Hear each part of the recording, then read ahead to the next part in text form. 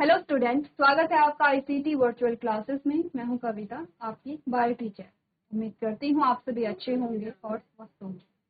तो class continue करेंगे अपना चैप्टर, जिसमें हम बात कर रहे हैं मॉलिक्यूलर बेसिस ऑफ इनहेरिटेंस। और यहाँ पर हम बात कर रहे हैं डीएनए रेप्लिकेशन की, जो कि आपने यहाँ पर प्रीवियस लेक्चर में पढ़ लिया है। डीएनए रेप्लिकेशन जो इम्पोर्टेंट आपका टॉपिक है, एक बार आप लोग उसे रिवाइज कर लेंगे। एक्चुअली में डीएनए की जो रेप्लिकेशन है वो आई कहाँ से थी, जब आप बात कर रहे थे फीचर्स ऑफ जेनेटिक मटेरियल, यानी कि जो यहाँ पर जेनेटिक मटेरियल है उसके क्या क्या फीचर्स हैं, उसके बारे में हम यहाँ पर डिस्कस कर रहे हैं। तो स्टार्ट करते हैं अपना टॉपिक। चलिए, अगर आप यहाँ पर आएंगे और यहाँ पर हम देखेंगे कि डीएनए की रेप्लिकेशन का जो टॉपिक हमारा आया था वो कहाँ से आया था, प्रॉपर्टीज ऑफ जेनेटिक मटेरियल, जिसमें आपने कहा it become establish that DNA is a genetic material from the Hershey Chase experiment. Hershey Chase के एक्सपेरिमेंट से इतना पता चला है कि डीएनए जेनेटिक मटेरियल है। In some viruses RNA was also reported as genetic material, example tobacco mosaic virus and QB bacteriophage etc. आपने कहा कुछ ऐसे वायरस हो सकते हैं जिनमें as a genetic material RNA को यहाँ पे कंसिडर किया गया है, आरएनए को माना गया है। ठीक है, अब अगर हम बात करें अदरवाइज जेनेटिक मटेरियल क्या है आपका, डीएनए। अब आपने कहा कैरेक्टरिस्टिक्स की बात करें तो सबसे पहला है it should be able to replicate. इसमें रेप्लिकेशन की प्रॉपर्टी या रेप्लिकेशन की जो यहाँ पर क्षमता है वो होनी चाहिए, जिसमें हमने कुछ रेप्लिकेशन इस प्रकार से समझा था। क्योंकि रेप्लिकेशन टॉपिक आपको इम्पोर्टेंट है, जल्दी से मैं आपको कुछ सेकंड दे रही हूँ, यहाँ पे आपको रिवाइज करना है रेप्लिकेशन में क्या क्या चीजें हमने यहाँ पे बात की है। डीएनए ए प्रोटीन आपने पढ़ा है, एसएसपीएस सिंगल स्ट्रैंड बाइंडिंग प्रोटीन क्या होता है, टेम्पलेट डीएनए क्या होता है, रेप्लिकेशन बबल क्या है, रेप्लिकेशन फॉल्ट क्या है, डीएनए डिपेंडेंट डीएनए पॉलीमरेज क्या होता है, हेलिकेज क्या होता है, डीएनए पॉलीमरेज फर्स्ट क्या है, डीएनए पॉलीमरेज थर्ड क्या है, डीएनए लाइगेज क्या होता है। ये जो सारे टर्म्स हैं आपके, ओकाज़ाकी जो फ्रेगमेंट होता है या ओकाज़ाकी जो फ्रेगमेंट्स आपके आते हैं, या लैगिंग स्ट्रैंड जो आता है, या लीडिंग स्ट्रैंड जो आता है, ये क्या होते हैं, ये सारे जो टर्म्स हैं ये आपको पता होने चाहिए। तो एक बार आप लोग जल्दी से रिवाइज कर लेंगे यहाँ पे। चलिए, नेक्स्ट जो हमारे पास आता है उसमें आपको बता रखा है कि अब क्या होगा, क्या हुआ अगर यहाँ पे जो डबल स्ट्रैंड है वो और खुल जाता है।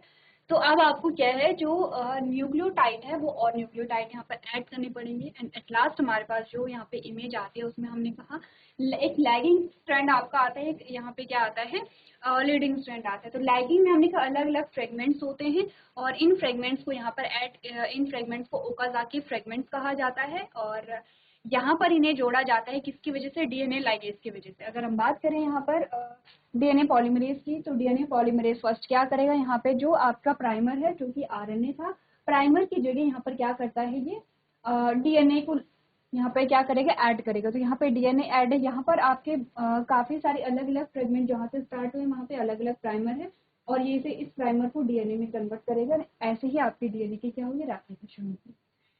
ये तो हमने बात की है किसके बारे में, रेप्लिकेशन के बारे में। अब रेप्लिकेशन जब हमने पढ़ा तो कुछ प्रॉपर्टीज हमने यहाँ पर पढ़ी हैं,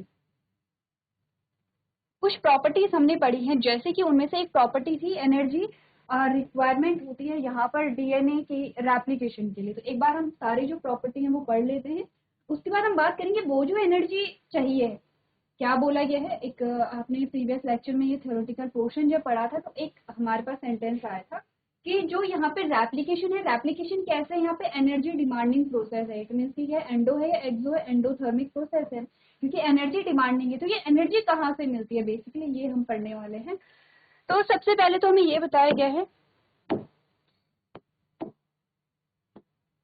हमने बात की है DNA replication machine based DNA enzyme process of replication require a set of a catalyst, यानी एंजाइम। आपने कहा डीएनए प्रतिकृति मशीनरी और एंजाइम प्रतिकृति की प्रक्रिया के लिए उत्प्रेरक यानी एंजाइम का एक सेट की आवश्यकता होती है। यानी कि यहाँ पर क्या होंगे, कुछ एंजाइम्स की रिक्वायरमेंट होती है। आपके लिए क्वेश्चन है, क्योंकि क्लास 12 में हम आ चुके हैं और हमें अब इतना पता होना चाहिए एंजाइम्स क्या होते हैं, व्हाट आर एंजाइम्स। अगर मैं आपसे डेफिनेशन पूछूं एंजाइम्स क्या होते हैं, क्या बताएंगे आप एंजाइम्स के बारे में। एक बार आप लोग घर से पढ़ करके लेकर के आएंगे एंजाइम्स क्या होते हैं, हार्मोन क्या होते हैं। जब आपने एक चैप्टर पढ़ा था सेल, तो सेल में कुछ कुछ टॉपिक आप कवर कर रहे थे, जैसे एंजाइम्स हो गए हैं, जैसे कि आपने कहा हार्मोन्स किस चीज से मिलकर के बने होते हैं, तो एंजाइम्स और हार्मोन दो चीजें हैं, दो टर्म्स है, एक बार आप लोग पढ़ करके लेकर के आएंगे, ठीक है। तो हमने कहा यहाँ पे एंजाइम्स की रिक्वायरमेंट होती है, जिसमें हमने कहा the main enzyme is DNA dependent DNA polymerase. Main enzyme जो यहाँ पर होता है वो क्या है, यहाँ पे डीएनए डिपेंडेंट डीएनए पॉलीमरेज यहाँ पर आता है, ठीक है। तो डीएनए पॉलीमरेज क्या करेगा, डीएनए डिपेंडेंट डीएनए पॉलीमरेज कर क्या रहा है, नए न्यूक्लियोटाइड को ऐड कर रहा है सिंगल स्ट्रैंड, ठीक है, जिसके हमने कहा तीन क्या है कंडीशन है, और इन्हीं कंडीशन के बेसिस पे ये क्या करेगा, यहाँ पे ऐड करेगा। Since it uses a DNA template to catalyst the polymerization of deoxynucleotide, आपने कहा पॉलीमराइजेशन का मतलब क्या होता है कि जो न्यूक्लियोटाइड के जो पॉलीमर है वो ऐड हो रहे हैं, दैट इज पॉलीमराइजेशन, यानी कि पॉलीमर का जो ऐड होना है, और कौन से किसके पॉलीमर है, डीऑक्सी न्यूक्लियोटाइड का, जो डीऑक्सी न्यूक्लियोटाइड है, ठीक है, उसके जो यहाँ पर पॉलीमर है वो जब ऐड हो रहे हैं तो उसे क्या कहते हैं, पॉलीमराइजेशन कहते हैं। पॉली का मतलब होता है बहुत सारे, पॉलीमराइजेशन यानी कि डीऑक्सी न्यूक्लियोटाइड के बहुत सारी यूनिट जब वहां पे लग रहे हैं, that is known as polymerisation of deoxy nucleotide. तो हमने यही बोला, आपने कहा क्योंकि ये डीऑक्सी न्यूक्लियोटाइड के पॉलीमराइजेशन को उत्प्रेरित करने के लिए डीएनए टेम्पलेट का उपयोग करता है। कौन, डीएनए डिपेंडेंट क्यों कह रहे, यही आपको बता रहा है। अब क्योंकि सारी चीजें हम डिस्कस कर चुके हैं, तो इसीलिए आपको पढ़ने में डिफिकल्टी नहीं होनी चाहिए। आपको सिर्फ इतना बता रखा है कि जो डीएनए पॉलीमरेज है उसे हम डीएनए डिपेंडेंट डीएनए पॉलीमरेज कहते हैं, क्योंकि ये क्या करता है, यहाँ पर पॉलीमराइजेशन करता है डीएनए के अकॉर्डिंग, ये क्या करता है, डीऑक्सी न्यूक्लियोटाइड की पॉलीमराइजेशन करता है, इसीलिए हम इसे क्या कहते हैं, यहाँ पे डीएनए डिपेंडेंट डीएनए पॉलीमरेज कहते हैं। The average rate of polymerisation, तो ये पॉलीमराइजेशन की जो यहाँ पे एवरेज जो स्पीड होती है, जो रेट होता है by these enzymes is approximately 2000 base pair per second, यानी कि एक सेकेंड में यहाँ पर 2000 बेस पेयर को ऐड किया जा रहा है। ये आपको क्या बता रही है, स्पीड बता रही है। तो जहाँ पर आपको स्पीड या कुछ इस प्रकार से कोई डेटा दिया जाता है तो आपको ध्यान से नोट करना है, पढ़ना है और समझना है। तो आपने कहा कि पर सेकंड 2000 बेस पेयर यहाँ पे ऐड किए जा रहे हैं। बेस पेयर का मतलब आप समझते हैं, जो आपके पेयर होते हैं एडेनिन एंड ग्वानिन का एक पेयर, ऐसे ही आपके जो 2000 बेस पेयर होते हैं उन्हें पर सेकंड यहाँ पर ऐड किया जाता है।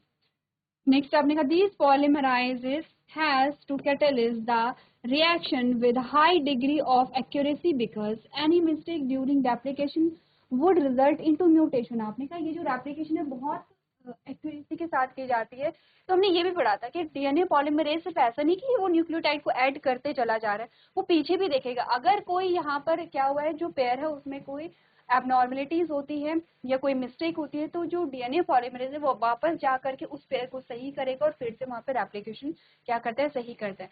तो डीएनए पॉलीमराइजेशन क्या करता है, यहाँ पर वो चेक भी करता रहेगा कि जो यहाँ पर एप्लीकेशन हो रही है वो सही है, करेक्ट है या नहीं है, ठीक है।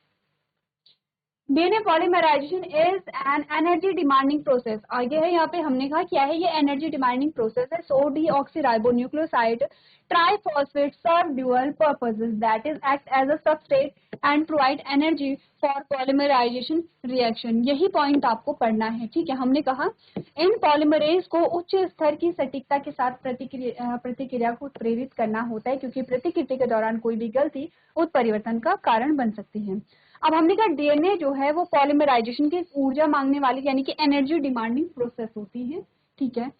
अब यहाँ पर पूरा जो है वो ट्रांसलेट नहीं किया गया है, इसमें आपसे बता रखा है, सिर्फ इतनी आपको ट्रांसलेट करके दिया गया है। इससे आगे हमें बता रखा है, सो डीऑक्सी राइबो न्यूक्लियोसाइड ट्राइफॉस्फेट, एक नया टर्म आया है हमारे पास, डीऑक्सी राइबो न्यूक्लियोसाइड तो हमने पढ़ा था, लेकिन ट्राइफॉस्फेट क्या है ये, आपने कहा डीऑक्सीराइबोन्यूक्लियोसाइड ट्राइफॉस्फेट सर्व डुअल पर्पसेस। जो डीऑक्सीराइबोस ट्राइफॉस्फेट होता है वो दोनों पर्पस को फुलफिल करता है। कौन कौन से, that is as a substrate and provide energy for polymerisation reaction.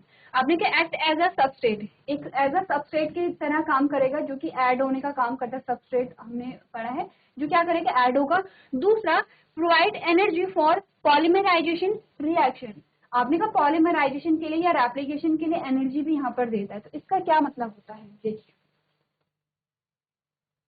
ठीक है। किसका हमने देखा था डुअल नेचर, आपने कहा था सो डीऑक्सीराइबोस न्यूक्लियोसाइड ट्राइफॉस्फेट, हमने सिर्फ वहाँ पे क्या लिखा है, एडेनोसिन ट्राइफॉस्फेट लिखा है, लेकिन उसमें पूरा अगर हम देखें, पूरा नाम अगर हम देखें, हमने कहा डीऑक्सीराइबोन्यूक्लियोसाइड ट्राइफॉस्फेट। न्यूक्लियोसाइड क्यों कहा गया है, क्योंकि न्यूक्लियोटाइड तब होता है जब फॉस्फेट भी ऐड हो गया। फॉस्फेट को हम अलग से यहाँ पर कह रहे हैं, मिला है, क्या बोला है, डीऑक्सीराइबोन्यूक्लियोसाइड। ठीक है, चलिए ये जो पॉइंट है आप यहाँ पर इसे पढ़ लें।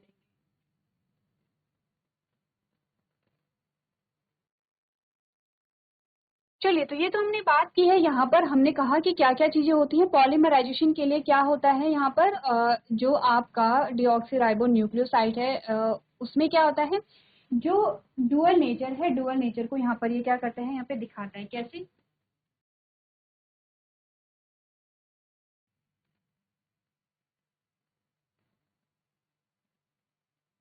देखिए, हमने क्या बात की है यहाँ पर, हमने कहा जो आपकी पेंटोस शुगर होती है,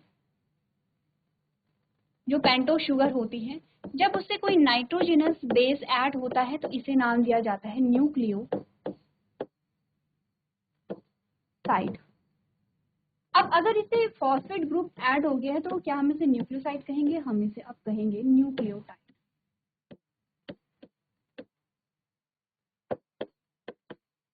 न्यूक्लियोटाइड, ठीक है, क्या कहेंगे इसे, न्यूक्लियोटाइड। अब फॉर एग्जांपल यहाँ पर जो नाइट्रोजनस बेस है वो हमारा आ जाता है एडिनिन, ये हमारा आ जाता है क्या, एडिनिन यहाँ, ठीक है। अब हमारा ये जो इसे हम लिख सकते हैं या तो एडिनोसिन,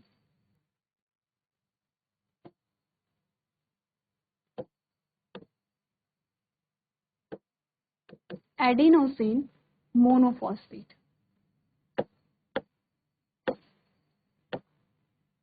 या आप इसे लिख सकते हैं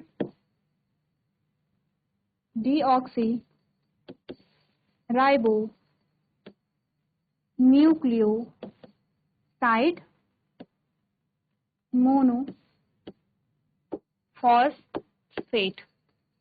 ठीक है, क्यों फॉस्फेट क्यों बोला है, न्यूक्लियोसाइड क्यों बोला है यहाँ पे, क्योंकि फॉस्फेट को हम अलग से यहाँ पर लिख रहे हैं। तो इसे आप या तो एडिनोसिन मोनोफॉस्फेट कहें या डीऑक्सीराइबो न्यूक्लियोसाइड मोनोफॉस्फेट कहें। ठीक है, मोनोफॉस्फेट हम अलग से क्यों लिख रहे हैं, क्योंकि एक्चुअली में जो डीएनए पॉलीमरेज होता है उसका फंक्शन क्या है, यहाँ पे न्यूक्लियोटाइड को उठाना, पिक करना और उससे पूरा उन्हें ऐड कर करके पूरा स्ट्रैंड यहाँ पर बनाना। ठीक है, लेकिन जब डीएनए पॉलीमरेज इन्हें पिक करता है तो यहाँ पर जो आपका न्यूक्लियोटाइड होता है, ये पूरी जो यूनिट आपकी ये पूरी एक क्या है, न्यूक्लियोटाइड है। ये न्यूक्लियोटाइड जो होता है वो कैसे होता है, शुगर है, शुगर से जुड़ी है यहाँ पे एडेनिन, इससे जुड़ा है फॉस्फेट ग्रुप, इससे जुड़ा है एक और फॉस्फेट ग्रुप और इससे जुड़ा है एक और फॉस्फेट ग्रुप, यानी कि 3 फॉस्फेट ग्रुप हमारे यहाँ पर आ जाते हैं। अब इसे हम क्या कहेंगे, इन्हीं के अकॉर्डिंग अगर हम देखें, इन्हीं नाम के अकॉर्डिंग आपको देखना है, इसे हम कहेंगे या तो एडिनोसिन, एडिनोसिन ट्राइफॉस्फेट, कहाँ सुना है आपने ये नाम, ये भी आपको ध्यान रखना है, या इसे कहेंगे डीऑक्सी राइबो न्यूक्लियोसाइड ट्राइफॉस्फेट। ठीक है, अब एक्चुअली में जब न्यूक्लियोसाइड को पिक किया जाता है तो न्यूक्लियोसाइड जो होते हैं वो इस रूप में होते हैं या इस फॉर्म में होते हैं, लेकिन हमने न्यूक्लियोटाइड में तो क्या पढ़ा था, एक फॉस्फेट ग्रुप है जो कि पेंटोस शुगर से जुड़ा है और उस शुगर से क्या जुड़ी है, नाइट्रोजनस बेस जुड़ा है, इसको हम न्यूक्लियोटाइड करें। तो ये तो न्यूक्लियोटाइड नहीं, तो होता क्या है, यहाँ पर डीएनए से जुड़ने से पहले ये जो 2 फॉस्फेट ग्रुप हैं ये यहाँ पे रिलीज हो जाएंगे और ये क्या करेंगे, एनर्जी यहाँ पर रिलीज करेंगे, ये क्या करेंगे, एनर्जी रिलीज करेंगे। अब ये जो बाकी का ग्रुप बचा है ये एज अ सबस्ट्रेट यहाँ पर क्या करेगा, काम करेगा, यानी कि ये जुड़ने का काम करेगा और एनर्जी जो है वो रेप्लिकेशन में यहाँ पर यूज होती है। अब आपको समझ आएगा इस पॉइंट का मतलब कि जो आपका डीऑक्सीराइबो न्यूक्लियोसाइड ट्राइफॉस्फेट है वो क्या करेगा, डुअल पर्पज को यहाँ पे फुलफिल करता है as a substrate and energy को भी यहाँ पे क्या करता है, प्रोवाइड करता है। तो चलिए ये जो पॉइंट है आपकी बुक में दिया गया है, एक बार आप लोग इसे पढ़ लेंगे, अगर कोई डाउट रह जाता है तो आप लोग इसे पूछ सकते हैं। तो आज के सेशन में हम इतना ही करेंगे, अभी तक क्लास में बने रहने के लिए आपका धन्यवाद।